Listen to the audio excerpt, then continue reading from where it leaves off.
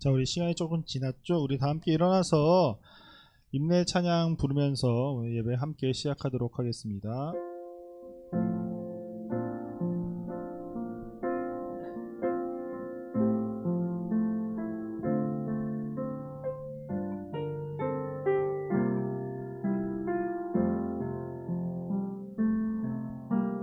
완전하신 나의 주, 그의 길로 날 인도하소서.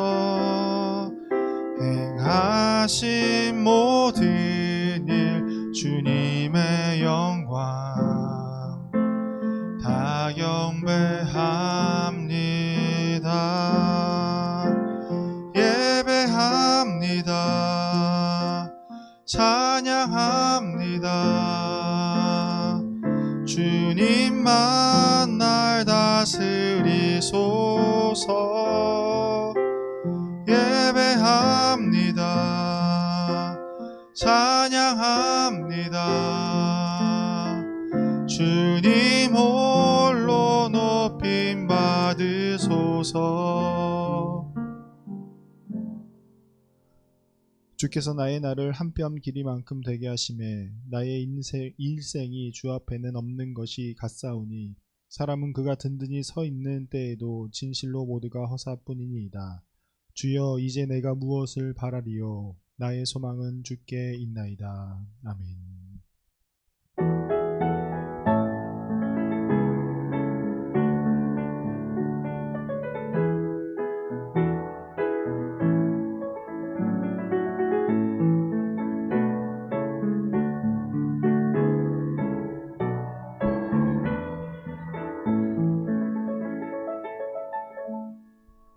우리의 산 소망 되시며 우리의 인도자 되시는 하나님께 감사와 영광을 올려드립니다. 주님께 감사드리며 주님의 보좌 앞에 나온 주님의 자녀들에게 한이 없는 은혜를 내려주시고 우리를 주님의 길로 인도하여 주시옵소서.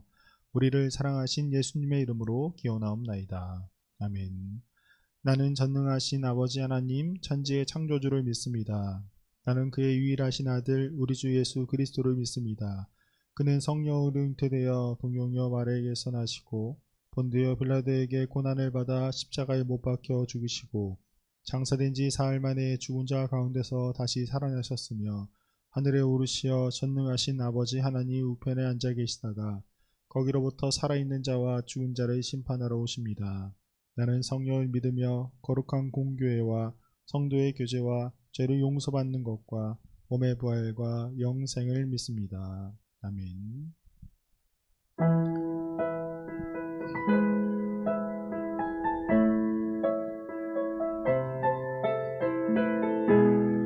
우리 이 시간 우리를 사랑하시는 주님을 함께 찬양하도록 하겠습니다. 나보다 나를 잘 아시는 주님,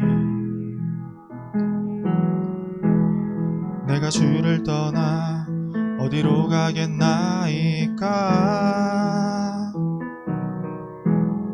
나 어딜 가든지 주의 손이 나를 인도하시며 주의 오른손이 나를 붙드시리다. 나를 창세전부터 계획하시고 지금까지 인도하시네. 하나님이여, 주의 생각이 어찌 그리 보배로우신지요. 나의 생각보다 나의 뜻보다 더 크고 놀라우신 주님, 하나님이여, 나를 살피사 나의 마음을 다시 오니 나를 영원한 길로 인도하소서. 나보다 나를 잘 아시는 주님, 내가 주를 떠나 어디로 가겠나이까. 가든지 주의 손이 나를 인도하시며 주의 오른손이 나를 붙드시리다. 나를 창세 전부터 계획하시고 지금까지 인도하시네. 하나님이여 주의 생각이 어찌 그리 보배로우신지요. 나의 생각보다 나의 뜻보다 더 크고 놀라우신 주님. 하나님이여 나를 살피사 나의 마음을 다시오니 나를 영원한 길로 인도하소서. 하나님이여 주의 생각이 어찌 그리 보배로우신지요. 나의 생각보다 나의 뜻보다 더 크고 놀라우신 주님. 하나님이여 나를 살피사 나의 마음을 다시오니 나를 영원한 길로 인도하소서.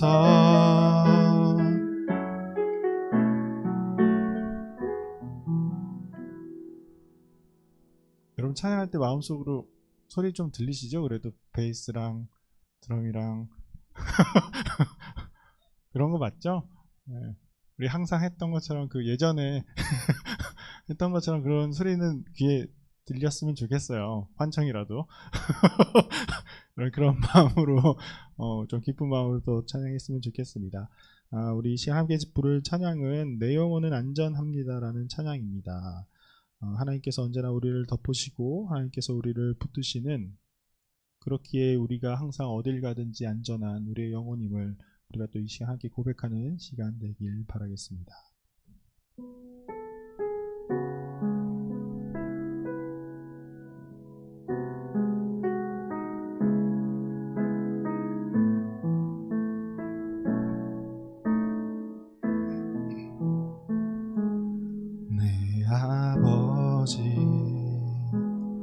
그 품 안에서 내 영혼은 안전합니다.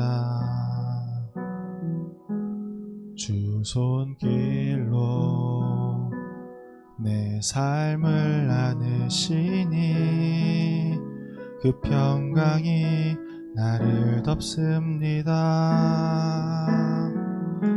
나 비록 넘어지며 흔들리지만 주 내 안에 거하며 나를 붙드시니 내 생각을 주께로 돌리고 주시는 평강의 옷을 입습니다. 주 약속 안에서 내 영혼 평안해.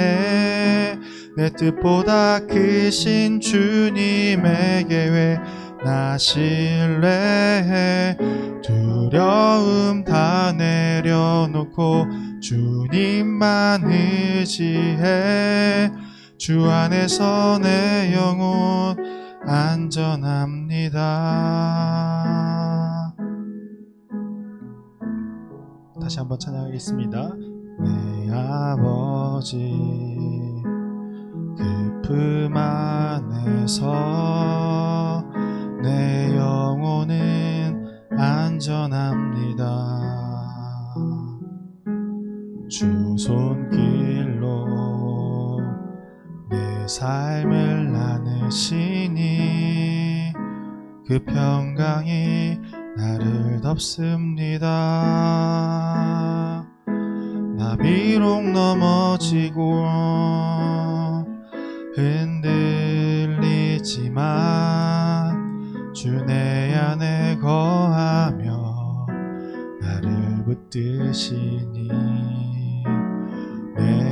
내 생각을 주께로 돌리고 주시는 평강의 옷을 입습니다.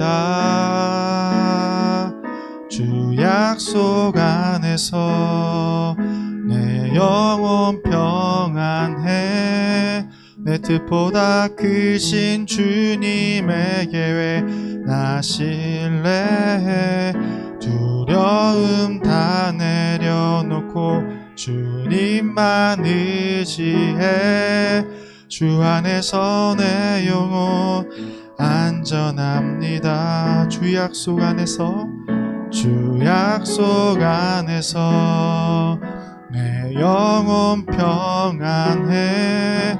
내 뜻보다 크신 주님의 계획 나 신뢰해. 두려움 다 내려놓고 주님만 의지해. 주 안에서 내 영혼 안전합니다. 우리 이 시간 잠깐 기도했으면 좋겠어요. 제가 항상 이렇게 보면 왼편을 보면 뒤쪽에 항상 고3 학생들이 많이 앉아 있거든요. 매주 설교를 하고 예배를 드리면서 저 뒤편에 앉아 있는 우리 고3 친구들 작년과는 조금 다른 얼굴로 약간 이제 좀 내년부터는 20살이잖아요. 앞자리가 바뀌는 그런 20살이 돼서 걱정도 되게 많을 거고, 이제 또 11월이고 그리고 수능도 25일밖에 남지 않은 이 시점 속에서 이 찬양은 사실 우리 친구들이 조금 더 많이 기억했으면 좋겠다라는 생각으로 함께 불렀습니다. 이 찬양의 가사처럼 이제 앞으로 또 몇 달 남지 않은 19살의 그 나이를 10대의 나이를 20대를 준비하는 그 마음으로서 항상 주님의 약속 안에서 영원히 평안하기를 바라요. 이 시간 함께 우리 고3 친구들을 위해서 잠깐 좀 기도했으면 좋겠습니다. 우리가 물론 항상 고3을 위해서 위로 예배도 드리고 하지만 이 시간 우리 함께 또 이 찬양의 가사가 그들의 삶을 또 다스리고 하나님이 항상 동행하고 안전한 길로 걸어갈 수 있는 우리 친구들 되기를 우리가 바라는 마음으로 우리 저 뒤에 있는 우리 고3 친구들을 위해서 이 시간 함께 잠깐 기도하도록 하겠습니다. 사랑의 하나님 아버지 감사합니다. 우리 사랑하는 고3 친구들 이제 얼마 남지 않은 시험이 있습니다. 또한 이제 진학을 하고 또 새로운 길로 걸어가게 됩니다. 누구는 대학을 가고 누구는 직장의 길로 걸어가야 되는 그 기로 가운데 서 있는 우리 친구들 주님께서 잘 아시오니 그들의 인생길을 주님께서 언제나 기억하여 주시옵고 그들을 주님께서 붙잡아 주시어서 하나님께서 주시는 그 평안함을 누리면서 자신의 뜻이 아닌 주님의 길을 걸어갈 수 있는 그 주님의 계획을 따라서 신실한 주님을 의지하면서 나아갈 수 있는 우리 친구들 될 수 있도록 주님께서 인도하여 주시옵소서. 하나님 이곳에 예배를 드리고 또한 온라인으로 함께 예배를 드리고 있는 그 친구들을 위해서 기도하오니 하나님 그들을 언제나 주님께서 붙잡아 주시옵고 하나님의 강력하신 그 손으로 말미암아 그들을 주님께서 붙잡아 주시어서 그들이 어딜 가든지 낙심하지 않고 넘어지지 않는 그런 주님의 용사들이 될 수 있도록 주님께서 인도하여 주시옵소서. 사랑의 하나님 정말 그들을 주님께서 돌보아 주시지 믿습니다. 언제나 주님께서 언제나 함께하여 주시옵소서.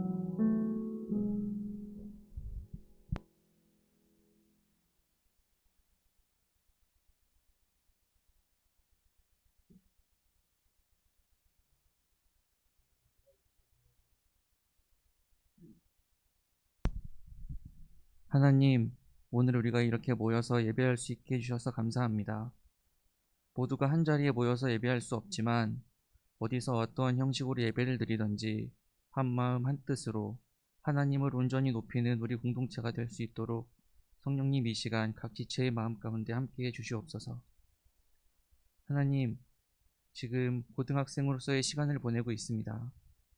지금 지나는 이 시간이 무겁고 답답하게 느껴질 때가 많지만 이 시간 속에서 혼자 고민하지 않고 하나님께 마음을 쏟아놓아 묻고 뜻을 구하는 우리가 되게 하시며 우리가 부를 때 들으시고 말씀하실 때 잘 들을 수 있는 은혜를 허락해 주시옵소서.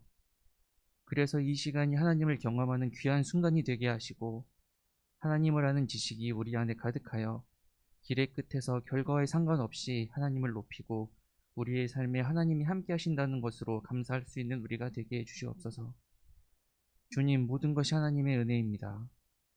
세상은 힘들고 점점 더 하나님을 잃어가지만 이런 세상에 오늘 하루를 허락하신 것도 그저 은혜입니다. 우리는 연약하여 죄를 지을 수밖에 없으나 긍휼로 용서하시고 하나님이 허락하신 오늘을 최선을 다해 치열하게 살아가게 하시며 모든 것이 하나님께 속하였음을 알고 악을 선으로 싸워 넉넉히 이기는 믿음의 사람들이 되게 하여 주시옵소서. 수능을 준비하는 친구들이 있습니다. 지혜를 더하시고 끝나는 순간까지 건강을 지켜주시기 원합니다. 오늘 우리가 드리는 모든 찬양을 받으시고 우리의 예배를 받아주시옵소서. 감사합니다. 예수님의 이름으로 기도드립니다. 아멘.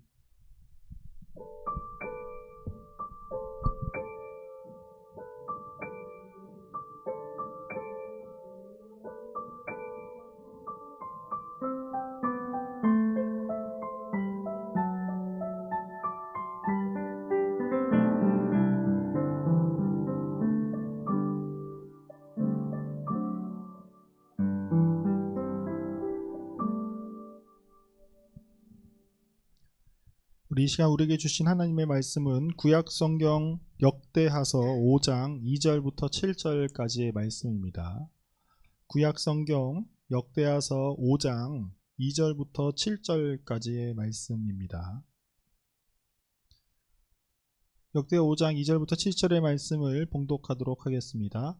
이에 솔로몬이 여호와의 언약궤를 다윗성 곧 시온에서부터 메어 올리고자 하여 이스라엘 장로들과 모든 지파의 우두머리 곧 이스라엘 자손의 족장들을 다 예루살렘으로 소집하니 일곱째 달 절기에 이스라엘 모든 사람이 다 왕에게로 모이고 이스라엘 장로들이 이름에 레위 사람들이 궤를 매니라. 궤와 회막과 장막 안에 모든 거룩한 기구를 메고 올라가되 레위인 제사장들이 그것들을 메고 올라가매 솔로몬 왕과 그 앞에 모인 모든 이스라엘 회중이 궤 앞에서 양과 소로 제사를 드렸으니 그 수가 많아 기록할 수도 없고 셀 수도 없었더라. 제사장들이 여호와의 언약궤를 그 처소로 메어 드렸으니 곧 본전 지성소 그룹들의 날개 아래라. 아멘.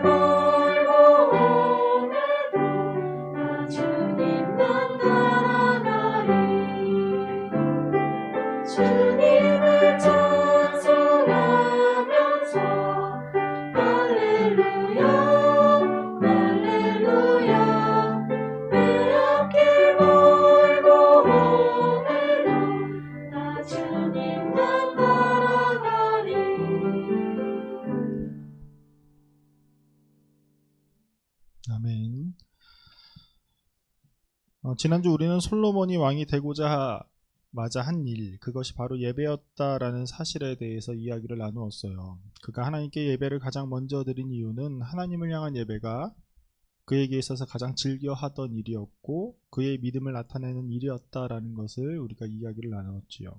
그래서 믿음이라는 것이 단순히 진실이냐 거짓이냐를 말하는 것이 아니라 내가 하나님을 사랑합니다, 내가 하나님을 지지합니다, 내가 하나님과 동행하겠습니다 라는 그런 말의 의미로 쓰였다. 그래서 나와 하나님과의 관계의 의미가 바로 믿음이다 라는 것에 대해서도 이야기를 했어요. 아무튼 그렇게 하나님께 정성스럽게 예비한 그 솔로몬, 그리고 그에게 하나님께서 복을 주셨던 그 사건, 이러한 일이 있은 후에 솔로몬은 과연 무엇을 하였을까라는 것이죠. 바로 하나님의 성전을 건축하였어요. 이 성전 건축은 사실 그의 아버지 다윗이 굉장히 염원하던 것 중에 하나였습니다.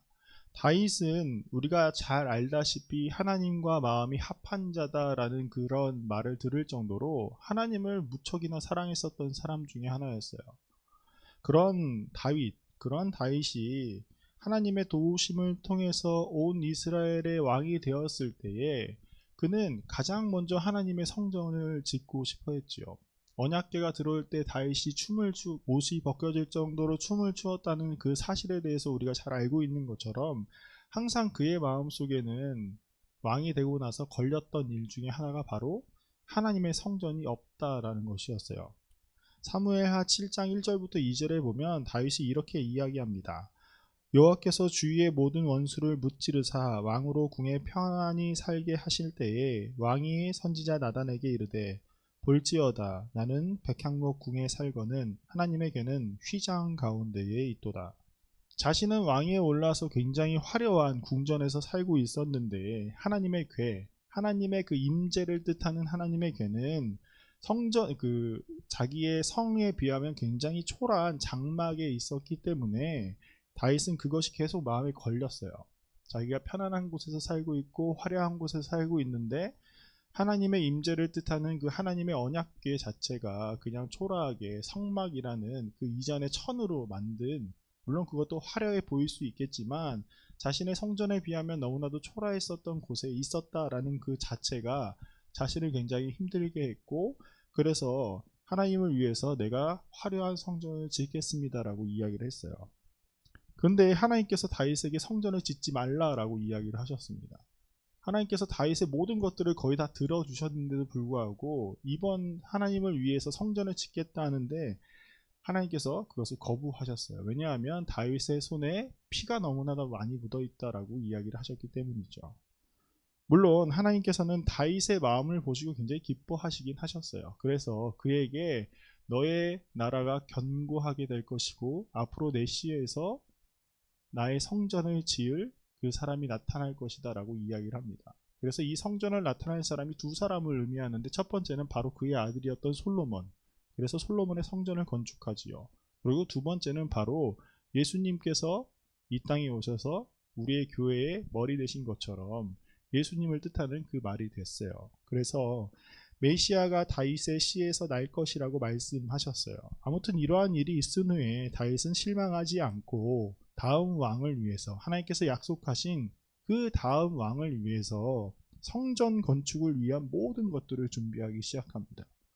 열왕기에는 잘 나타나 있지 않지만 이 역대기에는 다윗이 이 성전 건축을 위해서 얼마나 많은 노력을 했는지가 아주 절실하게 잘 드러나 있어요. 그래서 성전을 위한 돌을 다듬어 놓은 돌을 준비하였다. 그러니까 벽돌 같은 것들을 다 준비하였었고, 그리고 금과 은, 놋과 철, 성전에 쓰일 모든 것들의 그 기구들을 만들기 위해서 쓰이는 그런 재료들을 아주 넉넉하게 준비해 두었어요.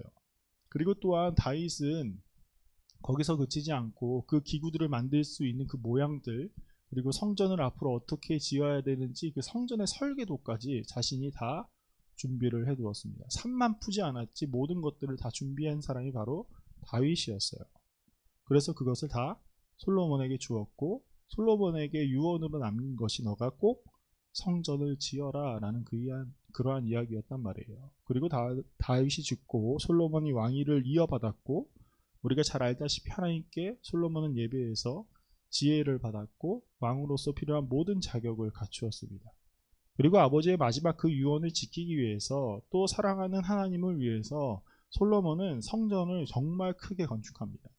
그가 성전을 건축할 때에 우리 하나님은 다른 모든 신들보다 크신 신이니 다른 모든 신들의 신전보다 훨씬 크게 지어야 한다라는 그런 마음으로 성전을 건축하였어요. 굉장히 정성스럽게 성전을 건축하였지요. 그리고 성전을 다 건축한 후에 이제는 성막에 모셨던 하나님의 궤, 그래서 언약궤라고 불리는 이 하나님의 궤, 다윗이 그 언약궤가 들어올 때 춤췄었던 하나님의 임재를 나타내는 그 언약궤를 성전 안으로 옮기게 됩니다. 오늘 우리가 읽은 본문은 바로 그 언약궤를 성전 안으로 모시는 그런 장면이에요. 오늘 2절부터 7절까지의 그 말씀이. 근데 언약궤를 보면 언약궤는 이렇게 생겼어요. 그냥 사진이 아닌 그림으로 보여주는 이유는 정확하게 무엇이다라고 이야기를 할 수 없기 때문에 그 성경에 나와 있는 것들을 사람들이 많이 그려서 찾아보면 조금씩 다릅니다. 제일 많이 다른 부분은 저 윗부분이에요. 그래서 저렇게 생겼는데 이 언약궤는 생각보다 가로가 110cm고 그 다음에 높이가 70cm, 폭이 70cm로 되어 있어서 그렇게 크지는 않아요. 위대하신 하나님의 임재를 나타내는 언약궤다라고 부르기에는 생각보다 굉장히 작은 것이 이 언약궤예요. 그렇게 한 이유는 하나님께서 그렇게 만들라라고 지시한 것이 있는데, 왜냐하면 하나님께서는 그렇게 화려하고 웅장한 것을 그렇게 좋아하시지 않기 때문이에요. 여러분, 이스라엘 백성들이 출애굽을 하고 나서 그렇게 강했던 그 애굽 속에서 하나님께서 10가지 재앙을 보여주시고 광야 땅에서 하나님이 먹이시고 입히시고 또 불기둥과 구름기둥으로 지켜주시는 그 하나님을 바라봤을 때 이스라엘 백성들이 그 하나님을 예배하는 장소를 만들 때 굉장히 화려하고 크게 만들어야 됐지만, 하나님께서는 하나님을 예배하는 그 성막을 그렇게까지 크게 만들라고 하지 않으셨어요. 그리고 그 모습 또한 그렇게 화려하지도 않았습니다. 그 이유는 하나님께서 예배하는 그 마음을 중요하게 여겼지 그 겉모습을 중요하게 여기지 않으셨기 때문이에요. 그리고 하나님께서는 하나님을 예배하는 성막, 그 성전에만 계시는 분이 아니시기 때문에 하나님은 그렇게 그 성전의 크기나 그 성전의 모습을 그렇게 중요하게 생각하지 않으셨어요. 이러한 성막의 모습, 이러한 성전의 모습, 그리고 이 언약궤의 모습은 우리를 향한 하나님의 사랑이 잘 나타나 있습니다. 하나님은 성전의 웅장한 모습을 보고 사람들이 압도당하게 하면서 하나님을 경배하거나 또 더욱더 화려한 모습을 꾸미기 위해서 백성들을 더욱더 힘들게 하는 그러한 신이 아니다라는 것을 하나님께서 보여주셨다라는 것이에요. 그런 것이 중요한 것이 아니라 바로 우리들의 마음이 중요하다. 그래서 우리들과 더욱더 가까운 관계, 여러분 생각해보면 신과 인간은 굉장히 떨어져야 되는 존재인데도 불구하고 하나님은 그 신과의 인간의 사이를 좁히기 위해서 하나님께서 더욱더 이렇게 하셨다. 그래서 우리는 하나님을 보고 아버지라고 부르잖아요. 가족과 같은 아주 가까운 관계, 아버지와 같은 아주 가까운 관계로 지내시길 원하는 분이 바로 하나님이셨어요. 하나님은 분명히 이 세상을 창조하시고 다스리시는, 그리고 시간까지도 창조하시는 그러한 분인데, 그거에 반해서 우리들은 그 시간 속에 얽매이면서 살아가야 되는 아주 연약한 존재들인데도 불구하고, 그래서 우리가 정말 경배의 대상으로서 공포의 대상으로서 하나님을 바라봐야 되는데도 불구하고 하나님은 그렇게 하고 싶어 하지 않으셨다라는 것이에요. 그래서 하나님께서는 직접 이 땅에 오셔서 우리와 똑같은 모습으로 오셨잖아요. 우리와 친해지고 싶어서, 우리와 가까이 지내고 싶어서 예수님의 그 모습으로 이 땅에 오셨습니다. 그러한 분이 바로 우리 하나님이십니다. 이렇듯 하나님께서는 언약궤를 통해서 우리와 하나님과의 만남을 원하시고 우리가 하나님과의 만남에 필요한 것들이 무엇인지 알려주셨어요. 이 언약궤를 보면 이 언약궤의 뚜껑이라고 할 수 있는 판이 하나 있어요. 저기 그림을 보면 빨간색으로 되어 있는 건 언약궤라고 불리지 않아요. 그 밑에 노란색으로 동그라미 친 이 상자 같은 부분 있잖아요. 그게 언약궤고, 그 빨간색은 언약궤를 덮는 소위 얘기해서 뚜껑이에요. 그래서 그것을 이제 속죄소라고 불러요. 그래서 조금 뭐 시은자라고 부르기도 하고 속죄소라고 부르기도 하는데, 저 위에 있는 저 뚜껑이 바로 하나님과 인간이 만나는 은혜의 자리이다 라는 의미에서 시은좌라고 부르기도 합니다. 이 언약궤가 있는 이 지성소는 1년에 단 한 번 대제사장이 하나님께 예배하기 위해서 들어갑니다. 대속죄일이라는 그날에 성막을 비롯해서 이스라엘의 모든 부정한 것들을 정결하게 하는 말이 바로 대속죄일이었는데, 이 대속죄일에 아까 본 저 윗부분에 제사된 그 피를 뿌리는 것으로 모든 것이 속죄되는 것을 의미했어요. 아무튼 이렇게 하나님께서 하나님의 언약궤가 있는 이 지성소는 하나님의 임재가 있는 곳이고, 그것은 우리의 죄를 대속해 주시는 하나님의 은혜가 넘치는 장소를 뜻해요. 이렇게 언약궤는 우리에게 하나님의 따뜻한 사랑을 보여주는 그런 증거였는데, 그래서 성전에서 가장 중요한 거였어요. 그래서 성전을 건축할 때에 성전이 존재하는 이유가 바로 이 언약궤 때문이었다라고 이야기할 수 있어요. 그래서 이 언약궤를 성전 안으로 옮기는 것이 바로 성전의 완성을 뜻하는 의미입니다. 성전에 언약궤가 없으면 성전이라고 할 수가 없어요. 아무리 화려한 성전일지라도 그 안에 언약궤가 없으면 그것은 성전이라 부를 수 없을 것이고, 아무리 초라해 보이는 성전일지라도 그 안에 언약궤가 있으면 그 성전은 온전한 성전이다 라는 것을 의미할 수 있다 라는 것이에요. 여러분, 사도 바울은 고린도전서 3장에서 우리의 몸이 바로 하나님의 성전이라고 고백하고 있습니다. 고린도전서 3장 16절에 이렇게 되어있어요. 너희는 너희가 하나님의 성전인 것과 하나님의 성령이 너희 안에 계시는 것을 알지 못하느냐.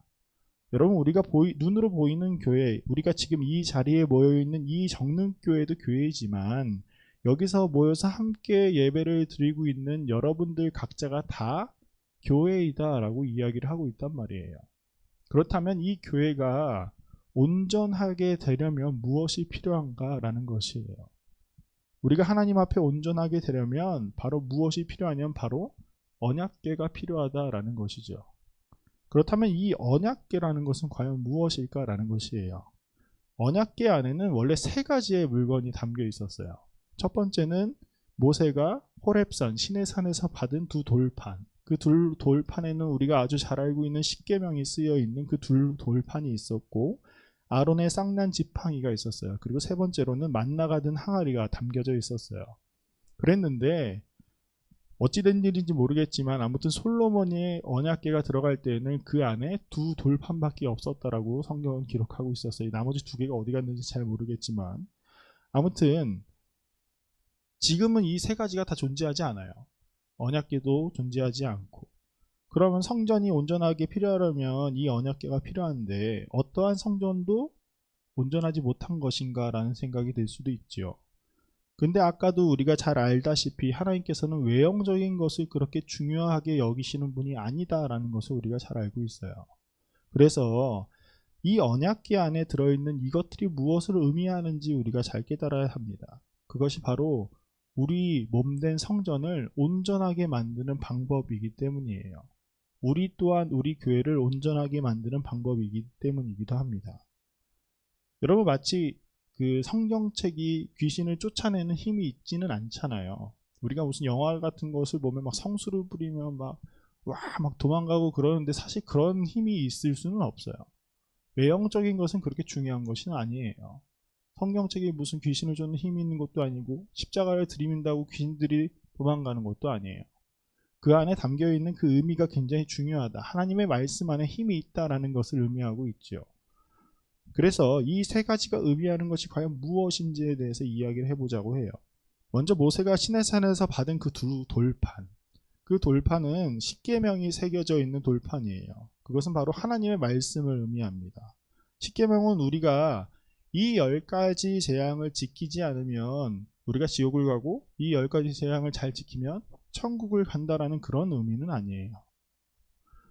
여러분, 극단적인 의미로 이야기하는 말이 아니라라는 것이에요. 이 십계명은 하나님께서 하나님의 백성들이 이 땅에서 어떻게 살아가야 되는지에 대해서 하나님께서 보여주신 바로 그 말씀이다라는 것이에요. 우리가 어떤 가치를 지니고 살아가야 하는가. 이 십계명의 이 10가지 계명을 요약해 보면 예수님께서 아주 간단하게 한 문장으로 요약하셨는데, 바로 하나님을 사랑하고 이웃을 사랑하는 것. 그것이 바로 이 십계명에 담긴 의미입니다. 그래서 이 말씀이 그냥 우리의 머릿속에 맴도는 것이 아니라 이 말씀이 우리 안에 거하고 이 말씀이 껍데기로만 존재하는 것이 아닌 우리가 실천하여서 이 말씀대로 살아가는 것, 그것이 가장 중요하다라고 하나님께서 이야기를 하고 계시는 것이에요.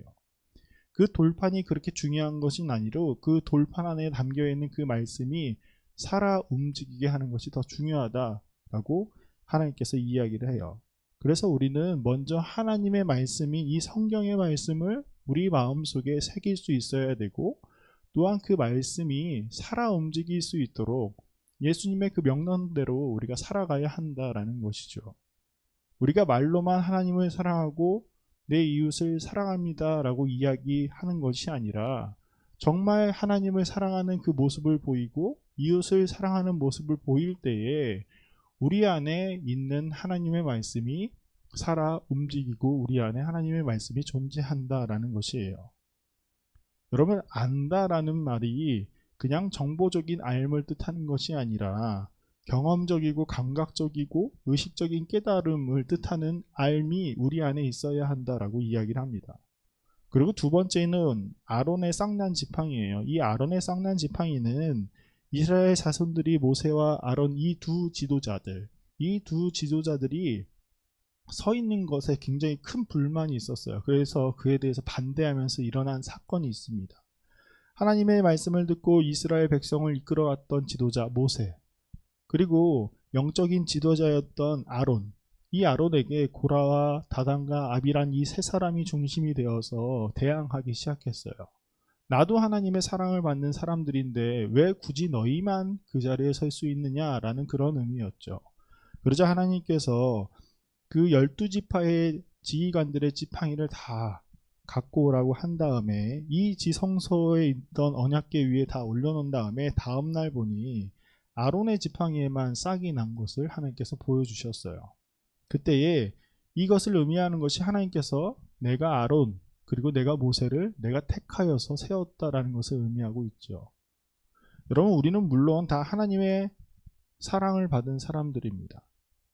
교회에서 우리는 다 하나님의 사랑을 받고 하나님께 은혜를 받은 사람들이에요. 하지만 교회 안에서 질서가 있다라는 것을 하나님께서 이야기를 해주고 계세요. 각자 맡은 역할이 있으면 그 역할에 대해서 우리가 최선을 다하고 그 역할을 맡은 것에 대해서 서로 침범하지 않는 것이 굉장히 중요하다라는 것이죠. 여러분이 아무리 하나님께 사랑을 받는 사람이라고 할지라도 여러분이 축도할 수 있는 것도 여러분이 막 사람들에게 안수할 수 있는 것도 아니잖아요. 그리고 목사님들이 아무리 목회자라고 할지라도, 전사님이 아무리 목회자라 할지라도 성도님들이 감당해야 될 일을 굳이 나서서 할 이유도 없다라는 것이에요. 하나님께서 그 모든 역할을 세워주셨다. 그러니 그 안에서 최선을 다하는 것도 중요하지만 그 옆에 있는 사람이 그것을 지지해 주는 것도 굉장히 중요하다라는 것이죠. 우리 찬양대 친구들이 여기에 있었던 것도 여러분의 마음의 뜻대로 그냥 서 있고 이렇게 있는 것이 아니라 하나님께서 세워주셨기 때문에 우리가 앉아 있을 수 있다. 우리가 하나님을 찬양할 수 있다라는 것을 우리가 잘 기억해야 합니다. 그렇기에 우리는 교회 일을 하는 데 있어서 굉장히 조심해야 해요. 내 뜻대로 하는 것이 아니라 하나님께서 세워주셨기 때문에 내가 마음대로 그만두는 것도 아니고 내가 하기 싫다고 해서 아니면 어떤 친구가 싫다고 해서 그것을 다 그만두는 것 또한 아니다라는 것이죠. 여러분, 그리고 세 번째가 바로 만나가 든 항아리예요. 여러분, 만나는 무엇이냐면 이스라엘 백성이 출애굽했을 당시에 하나님께서 이스라엘 백성에게 주었던 양식입니다. 광야에서 살아가는 이스라엘 백성들이 이 광야에서 하나님과 이 이스라엘 백성들에게 먹기 위해서 하나님께서 내려주신 그 양식, 생명의 양식이었어요. 그랬는데 우리가 성경을 잘 보면 광야에서 하나님과 이스라엘과의 관계가 그렇게 좋지 않았다라는 사실을 우리가 너무나도 잘 알고 있습니다. 원래 한 달도 걸리지 않는 그 길을 하나님께서 이스라엘 백성들이 너무나도 잘못했기 때문에 40년이라는 시간 동안 광야에서 있었잖아요. 그랬는데 이 40년이라는 시간 동안 하나님과 잡음이 끊이지 않고 있었다라는 사실을 우리가 잘 알고 있어요. 그런데 하나님께서는 등을 돌렸던 등을 돌렸던 그 이스라엘에게 한 번도 빠지지 않고 만나를 내려주셨습니다. 단 한 번도 빠지지 않고 구름 기둥과 불 기둥으로 그들을 인도해 주셨어요. 그런 것처럼 이 만나는 우리를 향하신 하나님의 그 신실함이 있다라는 것이에요. 그리고 또한 우리가 추구해야 될 생명의 양식이다라는 것을 보여주고 있습니다. 우리가 광야와 같은 세상 속에서 살아간다라고 이야기를 많이 하잖아요. 우리가 그럴 때 누구에게 우리의 생명을 맡겨야 되느냐? 바로 하나님께 우리의 생명을 맡겨야 한다라는 것이죠. 우리가 이 인생길을 걸어가는 데 있어서 수많은 일들이 있지만 가장 먼저 하나님께 묻고 하나님께서 원하시는 방향이 무엇인지, 내가 하나님이 없으면 이 광야 땅에서 굶어 죽을 수밖에 없습니다라고 고백할 수 있는 그런 사람들이 되어야 한다는 것을 의미하고 있어요. 바로 이 세 가지가 우리 마음속에 있어야 우리가 진정한 온전한 교회의 모습, 그 모습을 우리가 지닐 수 있을 것이고, 우리 교회 또한 그러한 가치를 추구하면서 살아가야지 우리 정릉교회가 하나님 보시기에 온전한 교회가 될 수 있습니다. 여러분, 우리가 그리스도인으로서 살아간다는 것, 그것이 어찌 보면 힘든 일일 수도 있어요. 그러나 어찌 보면 가장 평안한 일일 수도 있습니다. 우리가 이 세 가지를 잘 기억하고 우리 마음속에 하나님의 말씀과 그리고 하나님의 그 뜻을 따라가면서 살아가고, 그 길에서 인도하시는 분이 바로 하나님, 우리에게 생명 주시는 분이 바로 하나님임을 기억하면서 살아갈 때에 하나님께서는 언제나 여러분과 동행해 주실 것이고, 여러분에게 평안함을 항상 주실 것입니다.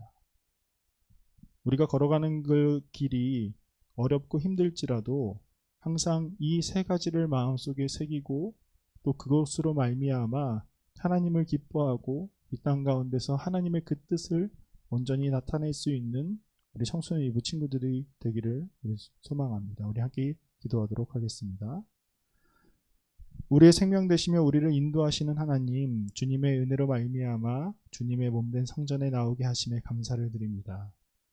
주님께서 우리에게 보여주신 신실하신 하나님의 약속인 그 언약궤를 우리 마음에 품고 살아가는 주님의 자녀들이 되게 하여 주시옵소서. 하나님의 말씀을 품고 그 말씀이 살아 숨쉬도록 말씀대로 살아가는 우리가 되게 하시고, 하나님께 순종하며 살아가는 우리가 되게 하시고, 오직 하나님만이 우리의 생명 되시는 분임을 고백하는 우리가 되게 하여 주시옵소서. 예수님의 이름으로 기도드립니다. 아멘. 이 시간 다 함께 일어나서 봉헌 찬송 드리도록 하겠습니다.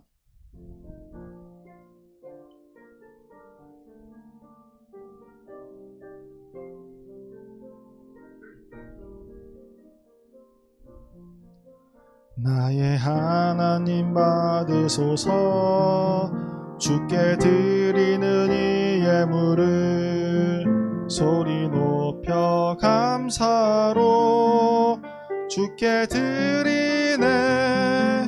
아멘. 기도하겠습니다. 사랑과 은혜의 주님, 언제나 우리에게 충만한 은혜와 사랑을 베풀어 주심에 감사드립니다. 우리가 인생길을 걸어가는 동안 단 한순간도 우리를 외면치 않으시는 하나님, 우리가 하나님께 감사드리며 주님께 봉헌드립니다. 봉헌하는 손길들의 마음이 모든 것을 주님께 맡기고 걸어가기를 다짐하는 주님의 자녀들을 주님께서 사랑하여 주시고, 그들의 인생길을 주님께서 인도하여 주시옵소서. 그들이 어디를 가든지 형통하게 하시며 복을 내려주사 그들로 하여금 복이 나가고 복이 들어오는 복이 있는 사람들이 되게 하여 주시옵소서. 감사드리오며 예수님의 이름으로 기도드립니다. 아멘. 우리 이 시간 함께 기도하고 싶은 것은, 우리가 지난주에 이어서 정릉교회에서 장로 투표가 있습니다. 그래서 정릉교회를 앞으로 이끌어갈 좋은 일꾼이 뽑힐 수 있도록 우리도 함께 동참을 하는 마음으로 기도하기를 원합니다. 나는 상관없는 사람인데요가 아니에요, 여러분. 우리 같은 공동체 안에서 같은 방향을 걸어가기 위해서 우리 또한 항상 우리 정릉교회가 온전한 길을 갈 수 있도록 좋은 하나님의 일꾼들이 뽑혀서 더욱더 하나님 보시기에 좋은 교회가 되게 해달라고, 좋은 일꾼을 뽑게 해달라고 우리 이 시간 함께 기도하도록 하겠습니다. 우리 함께 기도하겠습니다. 사랑의 하나님 아버지, 감사합니다. 하나님, 정릉교회가 이제 장로 2차 투표를 하기 주님께서 정해진 그 좋은 일꾼, 정말 온전한 성전을 담고 있는 그 일꾼들을 주님께서 기억하여 주시옵고, 하나님 그들이 정릉교회의 지도자가 될 수 있도록 주님께서 인도하여 주시옵소서. 그리하여서 그들을 통하여서 정릉교회가 더욱더 온전한 교회가 되기를 원합니다. 올바른 방향으로 걸어갈 수 있도록 하여 주시옵고, 하나님 보시기에 기쁜 교회가 될 수 있도록 주님께서 인도하여 주시옵소서. 하나님께서 택하신 종이 될 수 있도록 하여 주시옵고, 사람의 생각과 욕심으로 말미암아 뽑히는 것이 아닌 하나님을 의지하고 하나님을 원하는 오직 그 사람만이 이 교회의 장로가 될 수 있도록 주님께서 인도하여 주시옵소서. 정릉교회를 사랑하시는 하나님, 정릉교회가 주님 앞에 온전한 교회가 되기를 원합니다. 교회를 이끌어갈 일꾼을 뽑는 중에 있는 우리 교회를 주님께서 불쌍히 여겨 주시옵소서. 온전한 주님의 사람이 교회의 일꾼으로 피택될 수 있게 하여 주시옵소서. 주님께서 아론을 택하셨듯 주님께서 우리 교회를 이끌어갈 일꾼을 직접 택하여 주시어서 우리 교회가 더욱더 주님의 말씀이 살아있고 질서를 따르며 주님이 주시는 생명으로 살아가는 교회가 되게 하여 주시옵소서. 예수님의 이름으로 기도드립니다. 아멘. 하늘에 계신 우리 아버지, 아버지의 이름을 거룩하게 하시며 아버지의 나라가 오게 하시며 아버지의 뜻이 하늘에서와 같이 땅에서도 이루어지게 하소서. 오늘 우리에게 일용할 양식을 주시고 우리가 우리에게 잘못한 사람을 용서해 준 것 같이 우리 죄를 용서하여 주시고 우리를 시험에 빠지지 않게 하시고 악에서 구하소서. 나라와 권능과 영광이 영원히 아버지의 것입니다. 아멘.